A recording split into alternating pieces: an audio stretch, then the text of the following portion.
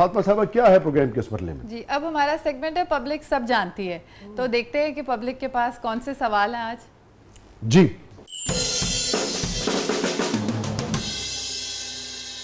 अहमद भाई, नवाज अंजुम साहब थिएटर का बड़ा नाम है, आपने थिएटर क्यों नहीं किया और आप सिंगिंग में कैसे आए, जबकि आप पहले बैंक में जॉब भी करते थे?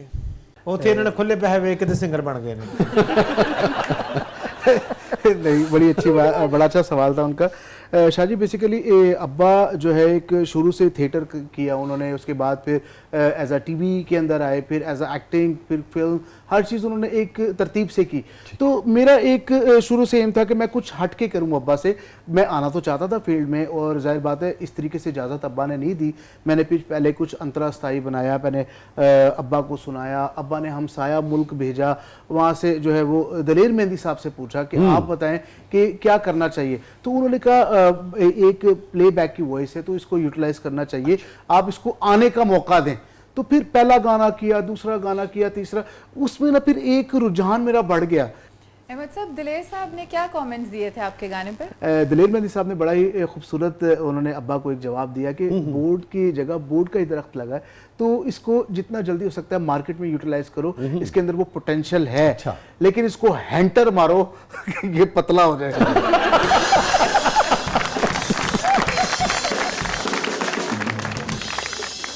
जी, राहत जी, आप तो प्रोफेसर भी हैं और आपके स्टूडेंट्स तो आपसे लेक्चर के बजाय आपसे गाने की फरमाइश करते होंगे, और आप सुनाती हैं गाना उनको कि आप सख्त से सख्त लेक्चर दे देती हैं उनको।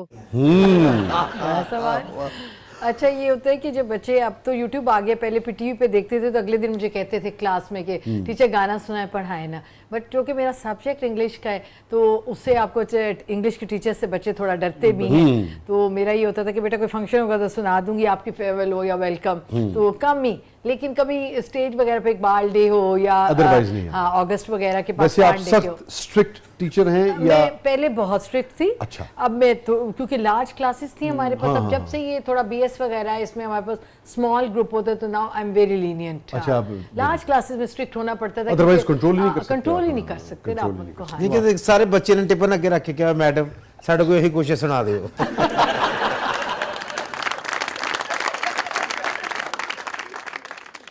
जी, अहमद भैया, मुख्तलिफ फंक्शन परफॉर्म करते हैं, क्या कभी ऐसा हुआ है किसी ने 4 गानों का कह के आपको 8 गाने गवाए हुए और ना ही आपको पैसे दिए हैं, तो आपने क्या किया है? तो वैसे किया है कि आप मेरा फंक्शन फ्री में कर सकते हैं?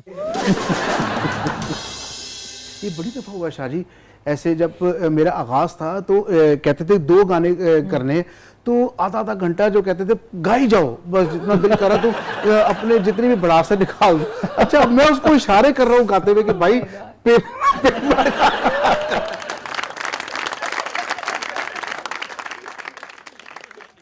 जी, राहिद साहिबा, आप मुल्तान से हैं तो प्लीज़ मेरे लिए सराइकी में कोई रोमांटिक डायलॉग सुना दें। बुझाई। ये तो बड़ा मुश्किल काम है, हमें क्या करें। तो सब मेरे को बहुत चंगे लगते हो, ਨਿੱਕੇ ਵੀਰਾ ਲੱਗਦੇ ਹੋ।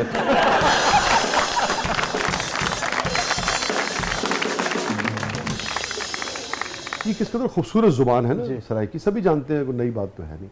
मगर यही जैसे उन्होंने फरमाइश की, अगर हम आपसे फरमाइश करें दोनों से, तसव्वुराती सा एक मंजर है कि आप प्रमोटर हैं, ऑर्गेनाइज़र हैं, और आप इनको रिक्वेस्ट करने आए हैं कि आप आइए और परफॉर्म कर दीजिए मेरे इवेंट पे। तो अब आप सराइकी में गुफ्तगू कर रहे हैं दोनों। ਮੈਂ ਤੁਹਾਡਾ ਮੁਲਾਜ਼ਮ ਹਾਂ ਸਾਈਂ। ठीक है ਤੁਸੀਂ जिस ਵੇਲੇ आखना मैं को थप्पे छिकसा ਵੇਖਣਾ। अस्सलाम वालेकुम, क्या हाल है? ठीक हो? वालेकुम अस्सलाम। तुसा आजकल दसो जी। कितना गायब थी है बदे हो तुसा?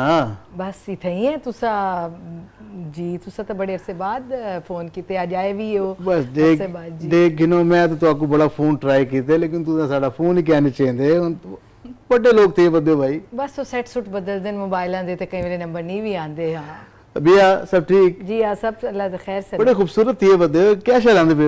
मेहरबानी थोड़ी। मैडम इजाजत है जी हाँ। बड़ी गाल है, बड़ा खूबसूरत बोचन पाया बदे। मेहरबानी है, लेकिन सा काम दी गाल करो, बोलण दा क्या करने तुसा? दिल करेंदा पई वास्ते ਤੁਹਾਡੇ ਨਾਲ ਗੱਲ नहीं हुण ये ते नहीं कि हर वेले दिल जेड़ा करे बंदा वो गाल कर छोड़े, जरा ख्याल भी करेगी होंदे कि नहीं एहसास ही करींदा होंदे तुसा तो बिल्कुल ही मैं शुरू थी गयो मेरे को एक शो आया ही मैं इजाजत है मैडम सोटी चाल है अच्छा मैं तो आपको आदा पे एक शो आया ही थे मैं जरा तो आपको बस ठीक है शो तो अपने को रखो मैं मसरूफ हां वो बनो तुसा कोई मसला क्या नहीं तुसा मेरे नाल बनने ना ना ना जवेद मैं लेडीज बन के तेरे नाल बन जाऊंगा तुसा तो नाराज ही थी गयो मेरे को माफी दियो चा मैं माफी मांगे था लेकिन मैं तोड़ा शो करना ही कहनी बिल्कुल ही कहना अच्छा एक काम कर जी डाल घिन गिनो जो मैडम मैडम चाल है मसाला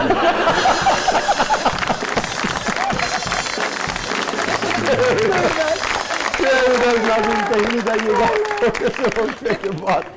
वापस आते हैं प्रोग्राम के अगले वाले में आपके लिए बहुत कुछ है आप देख रहे हैं जबरदस्त आवाज मौजूद है अहमद नवाज और राहत पानी मुल्तानी के साथ थोड़ी वक्त बाद आपका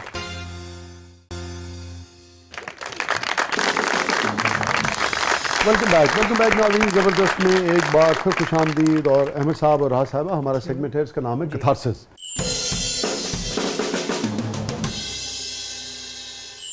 अहमद साहब बस शाहजी एक ख्वाब है ऐसा कि जो अभी तक स्टिल पेंडिंग है जो इतनी मेहनत इतना सब कुछ किया मैं जो है वो सब लोगों से ये बात शेयर करूँगा लाजमी जितने भी लोग देख रहे हैं कि लोग समझते हैं कि जो वालिद होता है उसकी एफ़र्ट उसके साथ जुड़ जाती है और सिर्फ वही आगे लेके आ रहा होता है नहीं एक इंसान की खुद की कोई पोटेंशियल होती है सिर्फ उनका काम था हाथ पकड़ के आगे लेके आना आगे फिर मेरी कुछ एबिलिटीज़ हैं जिनको मैंने पूरा फुलफ़िल करना है तो शाहजी जो है वो मैंने अपना आगाज़ क्योंकि स्टार्टअप जो था मेरा वो एज आ बैंकर से था मेरी पहली फर्स्ट जॉब थी वो एज अ बैंकर थी तो जो है मेरे पास मोटरसाइकिल भी नहीं थी और कुछ भी नहीं था मैं कोई चीज़ नहीं छुपाना चाहता बल्कि लोगों को ये बताना चाहता हूँ लोगों को मोटिवेशन जो है वो मिलनी चाहिए तो मैं जो है वो भले मैं नवाज अंजुम का बेटा हूँ लेकिन काम मेहनत से इंसान को पीछे नहीं हटना चाहिए